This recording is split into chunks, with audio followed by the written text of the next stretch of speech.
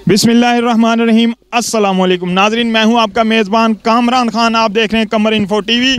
आज जो हम गेम लेके आए हैं वो बड़ा ही मज़े का गेम है। हमारे साथ इस तरफ खड़े हैं शहजाद साहब, दूसरे जी आसिम भाई। इनका मुकाबला ये नीचे देखें, ये वाजे पे ने साईं अब्दुल साईं भी खड़ा साडे मुकाबले च। गौर नाल देखो, ए जेडे वाजे पे ने इन्होंने गुब्बारा फुलाना है तो वाजे सुटने ने थले। जेडे बंदे ने पहले सुट लिया उन्होंने 500 रुपया इनाम दे, एक झंडा दे नाल एक डंडा मिलेगा।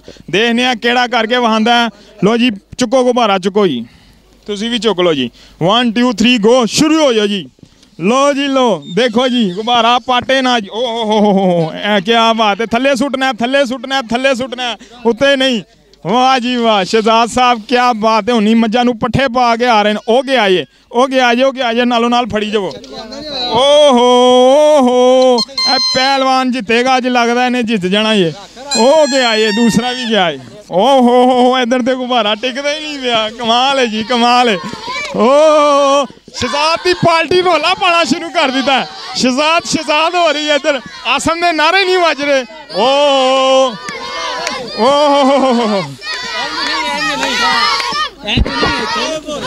डोल में ओ 500 का वजन सारा इधर नू जा रहा है। क्या बात है, क्या बात है। आज पता लाइएगा। ओ पहलवान, क्या बात है भाई। एक बारी दो गुब्बारे, क्या बात।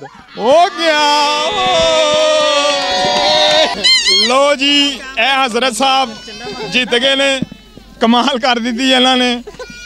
सानू अगे लगता पे असी जिन्ना इन्हों का ढिड है, सानू पहले लगता पे ये जीत जाएंगे। कमाल हो गए जी। 500 रुपया इनाम इन्होंने मिलन लगा। थोड़ा जी सज्जे हाथ नाल।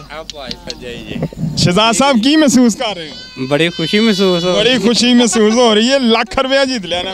सही की खुशी आ। बहरहाल मज़ा बड़ा आया ते इंजॉय होया।